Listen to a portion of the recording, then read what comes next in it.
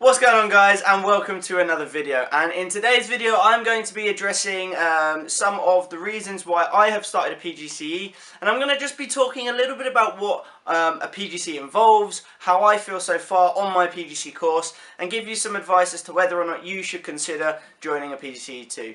So without further ado, guys, let's get stuck into the video. Let's go!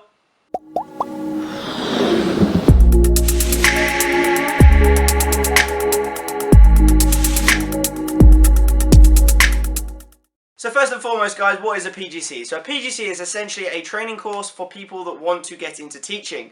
There are two methods, well, technically three, but there are two main areas that you can go into, and that is obviously primary education or secondary education. Now, I don't know too much about the secondary education route because I'm not doing that. I've not really spent much time looking into it. However, the primary school route, there are three options that I've seen. Okay, the first option is one called Schools Direct, and that is essentially where you spend 90% of your course in a school. Okay, so there's very little input from the university. All of your development comes from working in a school with teachers and developing through being in the role, essentially. The second route, which is split into two parts, is the actual PGCE, which is where you spend a bit of time at university and a bit of time in a school, in a placement. And that is split into two because you've got the lower end of the scale, which is the early years, so reception and into Key Stage 1. And then there is the sort of 5 to 11 route, which isn't the early years, but it's Key Stage 1 and Key Stage 2. So 5 to 11, and then there are the younger ones. And you get to choose whichever one you want to do. Now, I am on the upper level, so I'm doing ages 5 through to 11. I'm currently in a school, a small village school, in a year 5/6 class. Okay, my last placement I was in a Key Stage 1, and I am absolutely loving it so far. It's really exciting, it's really good, but there are benefits and downsides to doing either the Schools Direct route or the straight PGCE, and I'm going to go into that now. Okay, guys, so I am obviously on the 5 to 11 course, so my time is split between Key Stage 1 and Key Stage 2, and in order to qualify I do need experience in both. Now, the way that my PGCE works, so obviously I'm not on the Schools Direct route, is that I have 3 placements, okay, and at least 2 of those placements needs to cover Key Stage 1 and 1 needs to cover Key Stage 2. There's the sort of initial placement, which is where I have to be teaching by the end of it up to 60%. The main placement, which is what I'm on now, I essentially need to be a teacher. By the end of this placement, I need to be teaching about 85%, which essentially means I'm teaching 4 days out of 5, and I have a day off for personal development where I have to assess what I've done, paperwork, so on and so forth. And then my last placement, which is the enhanced, again, I'm essentially teaching, but I have the freedom to try and do things that I may have not have already had a chance to do. The placements are roughly 9 weeks for the first placement and the main placement, and then it drops down to about 6 weeks for the last one. And when I'm not in placement and I'm not like on half term, I am basically in university doing lectures. The Schools Direct route varies considerably from that. So although the School Direct route does involve going into the university and doing lectures, that's reduced down to about 10%, maybe 20%. 80 to 90% of the time for a Schools Direct student, you are in a school. It does mean that the curve of development is a lot slower.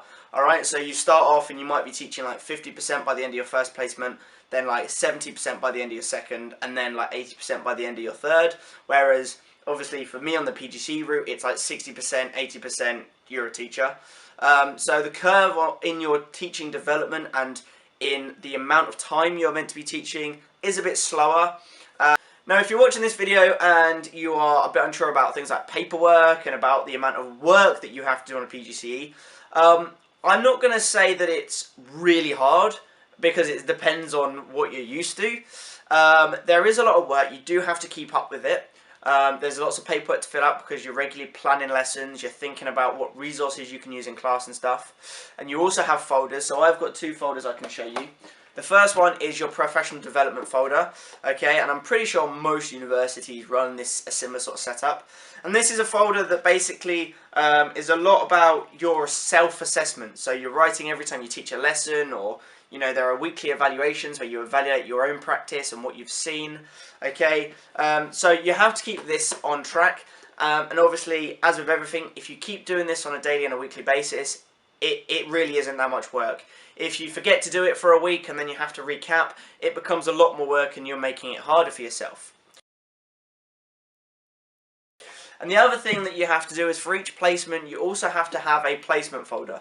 And this folder basically contains all your lesson plans, your reviews of your own lessons, observations that you've done, observations that your teacher in the university have done of you, and it basically sums up what you do as a teacher in your each placement. And obviously the more effort you put into it, the better it is. Okay, so if you just teach the odd lesson, write a little comment about each lesson, then it's not going to be as impressive. However, if you spend time once you finish school at the end of the day coming home, you copy children's work into it, you annotate it, you do all this, although it's a little bit extra work, your folder will be 100 times better. Again, the assignments that you do will also reflect through these. So I have 2 assignments to do in the year, and one of them is, well, both of them are focused on my teaching and how it develops the children, or the children develop from that. And so you do need to take snippets of the children's work to talk about in your assignments. Again, there are 2 5,000 word essays, so in comparison to some of the work you have to do at university, it's not a dissertation, but equally it's not like a 10%er that you can just wing overnight. Now for me personally, guys, I am so happy that I made the decision to go for my PGCE, and I feel, I wouldn't say lucky, I hate the term lucky because it suggests that you've been given something, but I feel really appreciative that I have been given the opportunity to do a PGCE, because honestly, it is a prosperous career. You have a good career ahead of yourself if you get into teaching, pardon me. You have a good career ahead of you, because there are always going to be more children that need teaching and more mentoring, and if you are the kind of person that likes to help people out, that enjoys teaching and mentoring, even if you don't realise it, let's say for me, I'm obviously a martial arts instructor, so I kind of got into teaching because I had an interest in mentoring and teaching my own students doing martial arts.